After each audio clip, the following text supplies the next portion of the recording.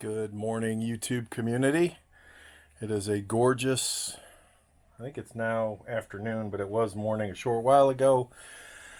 Hot Saturday. It's approaching 90. I hope this is the last hot weekend in October because we're more than halfway through October. And I thought I would make a follow-up and finish.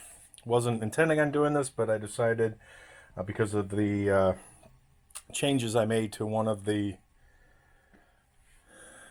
primer tubes, feeding primer tubes for the Hornady lock and load to adapt to the double alpha Primafill. And you saw from my last video, I kind of like this. There were some shortcomings I talked about, which, and then I said I'll probably box it up and not use it. And then I got to tinkering. And because of my tinkering, it's now going to be a permanent member of the bench, as you can tell, because it now has a cover, so it will sit somewhere on the bench. And let me get rid of the cover and show you what I've done to the Primafill solution. So for those of you who are aware of any progressive press makers pickup tubes, whether it be Hornady, Dillon, RCBS, you name it, anybody who produces, I think Forrester has a nice fill method, but it's a square tube to then fill into a round tube and then use their big bench device. But what I did was I started tinkering with this because if you've looked at the price of primer tubes anywhere, they're just ridiculous. And I've got a few of them.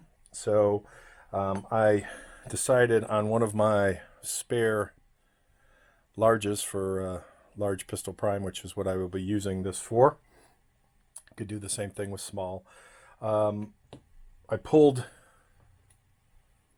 this plastic pickup end off, and as you can see, it's got a lip.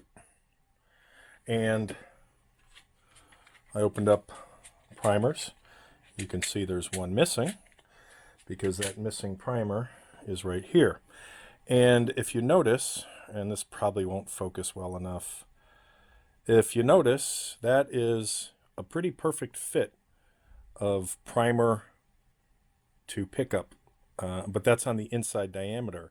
So what you'll find is, or what I found, was that I had to, once I took this out, and the reason this no longer fits in here is because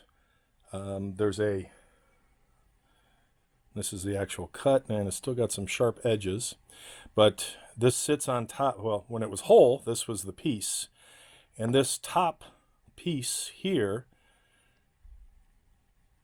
notice how that fits. So that top piece, or this much of the pickup, has an inside diameter that is larger than this inside diameter. So right at this level, this tube tapers in to this fit. So you'll see, I don't want to lose pieces, that when you put a primer in here, there's a whole lot of space, enough space for it to turn around. And hopefully you're catching that. I'm going to watch this later when I edit it, and I wouldn't be surprised if you can't, because this thing has the most terrible zoom. Focus. And that primer's going to want to go everywhere because I'm trying to do a couple things at once. And I love this bar mat, except when it comes to primers, because the primers are the exact same height as the rubber knobs. But my point is, there's a whole lot of room in here for this primer to move around. Lots and lots of room. And that's because when this is situated inside that piece, the primer cannot move around. So what I found was, when I just pulled this piece off of here and then tried to insert it into the Primafill, because of the size difference of this wide lip, the primers wouldn't go down all the way. And I was fighting with it. So some would work, some wouldn't. I was juggling the hell out of it. So finally I decided I'm just going to cut that much off. So I cut it off, filed it, polished it down so it's a nice smooth, no burrs, no anything. And as you can see, and then obviously there's the other end, as you can see, the primer, hopefully you can see that, fits exactly. So there is no wiggle room as there is, can't even get to stand up because there's so much room in here. I think you get the point. So this can't turn, can't flip because it's an exact fit. So once I did that, and then, and I'm not going to do this now because camera's in the way and a little too funky. Actually, maybe I can do it off to the side. When I did load this tray up, went a lot smoother. So I wasn't fighting it. And I guess for demonstration purposes, because I'm not really loading these, it doesn't matter if they're up or down, but I'll spend the time to get them all right. All right, so there is a complete set. I'm going to do this to the side of the camera because the way I hold this, and to try and put it in front here, and the way the feed tube is, I don't know if that's going to be kind of wanky. So again, this, where am I at? I'm right here. So again, this polished end fits very nicely, and I should have shown, and I will once I'm done doing this. I've also found, and let's see if I can do this without, I've also found that if I lay this way so that the primers feed in here, as opposed to what I was doing this way with my Vibraprime, these load better. So let me see if I can get this to load in front of you.